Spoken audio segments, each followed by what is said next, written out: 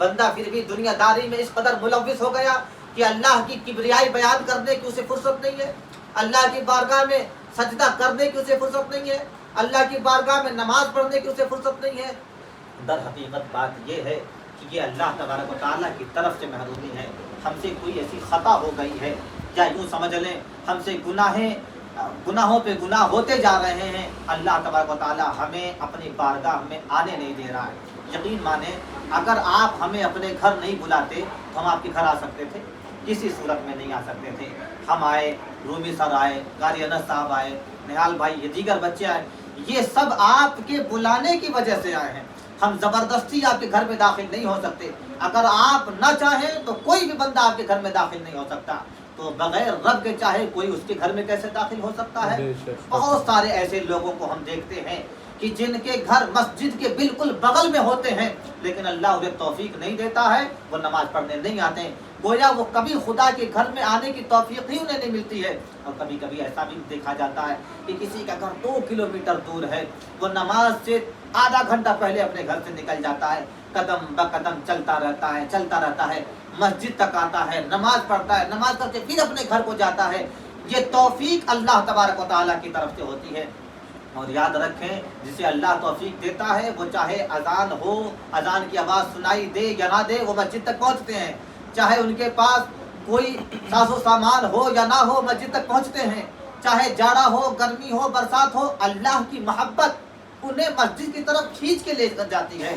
ذرا اپنے آپ کا بھی محاسبہ کریں، ہم اپنا دیکھیں، کسی اور کو نہیں، ہم اپنا دیکھیں، کیا ہمارے دل میں اللہ کی ایسی محبت ہے کہ جب اذان کی آواز آتی ہے تو ہم کہتے ہیں لبیک یا اللہ، ہم آ رہے ہیں تیرے گھر کی طرف؟ ایسا نہیں ہوتا ہے۔ کیوں نہیں ہوتا ہے؟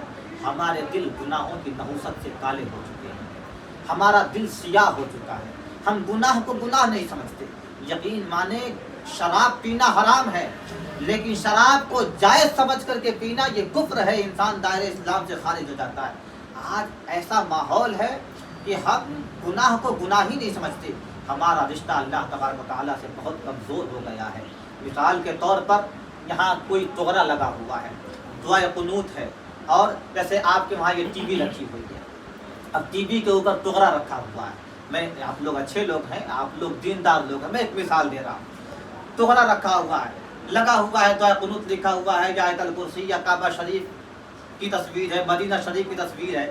میں نے آپ سے کہا کہ یار آپ کیسے آدمی ہیں، اوپر مکہ شریف کی تصویر ہے، مدینہ شریف کی تصویر ہے، دعائے قنوت لکھا ہوا ہے، آیت الکرسی لکھا ہوا ہے، اور آپ اس کے نیچے ٹی وی چلا کر کے دیکھتے ہیں، اس میں گانا سنتے ہیں۔ کیا آپ کو اللہ کے نام کی عزت نہیں ہے؟ کیا آپ رسول پاک صلی اللہ علیہ وسلم کے نام کا احترام نہیں کرتے ہیں؟ ارے کم سے کم اس کا تو احترام کر لیجئے کہ آپ نے طغرا لگایا ہوا ہے، آپ نے جو ہے مکہ شریف مدینہ شریف کی تصویریں لگائی ہوئی ہیں، کم سے کم اس مقامات مقدسہ کا تو احترام کر لیجئے۔ ہم آپ کو یہ سمجھا کر کے چلے گئے، ہمارا ایمان کس قدر کمزور ہے میں یہ بتانا چاہ رہا ہوں۔ یہ میرے ساتھ ہوا ہے، میں نے ایسا کیا ہے تو میرے ساتھ ایسا ہوا ہے، اس لیے میں آپ کو بتا رہا ہوں ہمارا ایمان کس قدر کمزور ہو چکا ہے کہ 2-4 دن بعد جب میں دوبارہ اس کے گھر میں گیا تو میں نے دیکھا وہاں سے طغرا ہٹ چکا۔ اب آپ بتائیں، وہاں سے ٹی وی نہیں ہٹی مگر طغرا ہٹ گیا، اللہ کا نام ہٹ گیا، دعائے قنوت جو لکھا ہوا تھا وہ ہٹ گیا، لیکن وہاں سے ٹی وی نہیں ہٹ سکی۔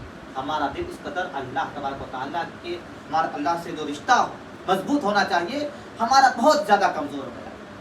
صبح سے لے کر شام تک 5 وقت اللہ تبارک و تعالیٰ اپنی بارگاہ میں ہمیں بلاتا ہے، لیکن ہمارا رشتہ اس قدر کمزور ہے کہ ہم مسجدوں تک نہیں جا پاتے۔ یاد رکھیں اللہ بڑا رحیم، اللہ بڑا مہربان ہے۔ اللہ کے نبی صلی اللہ علیہ وسلم نے ارشاد فرمایا کہ اگر کسی انسان کے گناہ سمندر کے جھاگ کے برابر بھی ہو جائیں اور ایک مرتبہ وہ اللہ کی بارگاہ میں رو دے، بلکہ نہ روئے، اس کی آنکھ آنسو کے قطرے سے بھیگ جائیں، اس کی پلکیں بھیگ جائیں، یا پھر اس کی آنکھوں میں آنسو کے قطرات چند تھوڑے سے آ جائیں، اللہ تبارک و تعالیٰ اس کے تمام گناہوں کو معاف فرما دیتا ہے۔ اور اتنا بڑا رحیم آپ نے کسی کو دیکھا ہے؟ مثال کے طور پر آپ کے پاس لوہے کا انبار رکھا ہوا ہے، سب آپ کے اوپر بوجھ ہے، وہ کہاں رکھیں گے، کہاں لے کر کے جائیں گے؟ بارش ہو رہی ہے تو زنگ آلود ہو جا رہے ہیں، گھر میں رکھنے کی جگہ نہیں ہے، سارا کا سارا صرف فالتو ہے، صرف آپ پر بوجھ بنا ہوا ہے۔ کیا کوئی ایسا مہربان ہے کہ وہ تمام سونے کو ایک اشارہ کرے اور تمام لوہے کو سونے کا بنا دے؟ ایسا کوئی مہربان آپ کی زندگی میں نہیں ہے۔ اللہ کتنا مہربان ہے، نہ صرف گناہوں کو مٹاتا ہے بلکہ کبھی کبھی کرم فرمانے پر آتا ہے، زندگی بھر کے گناہوں کو نیکیوں میں تبدیل فرما دیتا ہے، زندگی بھر کے گناہوں کو وہ نیکیوں میں بدل دیتا ہے۔ لیکن آج ہمارا معاملہ دیکھیں، کیا ہم اللہ سے قریب ہیں؟ وہ کہتے ہیں نا کہ اللہ تبارک و تعالیٰ کا قرآن مقدس میں تقریباً اشارتاً کنایتاً 700 سے زائد مرتبہ اللہ تبارک و تعالیٰ نے ارشاد فرمایا کہ میرے بندو نماز پڑھو۔ یہ کس سے مطالبہ ہے؟ یہ کس کو حکم دیا جا رہا ہے؟ یہ کیا ہندوؤں کو حکم دیا جا رہا ہے؟ عیسائیوں کو حکم دیا جا رہا ہے؟ یہودیوں کو حکم دیا جا رہا ہے؟